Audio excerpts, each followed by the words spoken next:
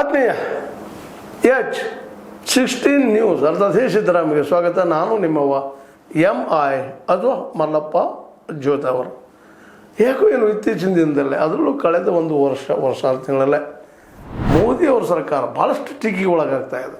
ಅನೇಕ ಟೀಕೆಗಳು ಬರ್ತಾ ಇದ್ದಾವ.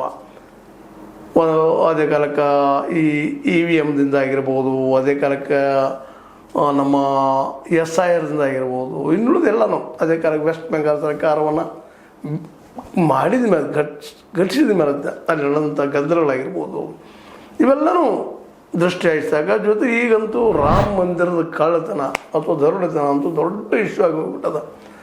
ಮೋದಿಯವ್ರಿಗೆ ಅತ್ಯಂತ ಬೇಕಾದ ಚಂಪತ್ರಾಯರು, ಅನಿಲ್ ಮಿಶ್ರಾ ಅವರು, ಜೊತೆಗೆ ಗೋಪಾಲರಾವರು ಅಥವಾ RSSದ ಅತ್ಯಂತ ಆತ್ಮೀಯರು ಇವತ್ತು ದೊಡ್ಡ ಒಂದು ಹಗರಣದಲ್ಲಿ ಸಿಕ್ಕಾಕೊಳ್ತಾ ಇದ್ದಾರೆ. ಇದು ಮೋದಿಯವರಿಗೆ ಒಂದು ತೆಲ್ಲುವಾಗಿರುವಂಥ ಸಂದರ್ಭದಲ್ಲೇ ಈ ಮೋಹನ್ ಯಾದವ್ ಗೊತ್ತದ ಮಧ್ಯಪ್ರದೇಶದ ಮುಖ್ಯಮಂತ್ರಿ, ಅವರಲ್ಲೂ ಸಹಿತ ಅದು ಸಾಕಷ್ಟು ಅಲ್ಲೂ ಭೂಮಿ ಹಗರಣ ಆಗ್ಯದ ಅಂತೇಳಿ ಇವು 1, 2 ಎಲ್ಲನೂ ಇದೇ ರೀತಿಯಾಗಿ ಬರ್ತಾ ಇದ್ದಾವೆ. ಹೀಗಾಗಿ ಮೋದಿಯವರ ಈ ಸರ್ಕಾರ ತನ್ನ ಹಿಡಿತವನ್ನು ಕಡಿಮೆ ಮಾಡ್ಕೊಳ್ತಾ ಇದೆಯಾ ಅಂತ. ಯಾಕಂದ್ರೆ ಅವರ ಮೊದಲ ಆರಂಭದಲ್ಲಿ ಹೇಗೆ ಹೇಳಿಕೊಟ್ಟಂಥದ್ದು ನಾ ಕಾವುಂಗ ನಾ ಖಾನೆ ಧೂಂಗ.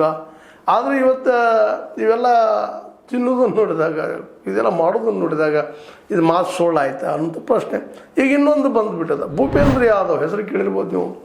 ಅದರಲ್ಲೂ ಇವ್ರ ಹೆಸರು ಇತ್ತೀಚೆಗೆ ಈ ವೆಸ್ಟ್ ಬೆಂಗಾಲದ ತೃಣಮೂಲ ಕಾಂಗ್ರೆಸ್ ಒಡೆಯರು ಭಾಳ ಪ್ರಮುಖವಾದ ಪಾತ್ರ ವಹಿಸಿದಂಥದ್ದು. ಸ್ವತಃ ತಮ್ಮ ಸರ್ಕಾರಿ ಬಂಗಲೆಗೆ ಆ 20 ಜನರನ್ನು TMC ಜನರನ್ನು ಕರೆಸಿ ಅವ್ರನ್ನ ತಮ್ಮ ಪಕ್ಷಕ್ಕೆ ತೆಗೆದುಕೊಳ್ಳುವಂಥದ್ದು ಅಥವಾ ಈ TMCಯನ್ನು ಹೊಡೆದೊಯ್ಯುವಂಥ ಕೆಲಸಗಳು ಮುಖ್ಯ ಪಾತ್ರ ವಹಿಸಿದವರು.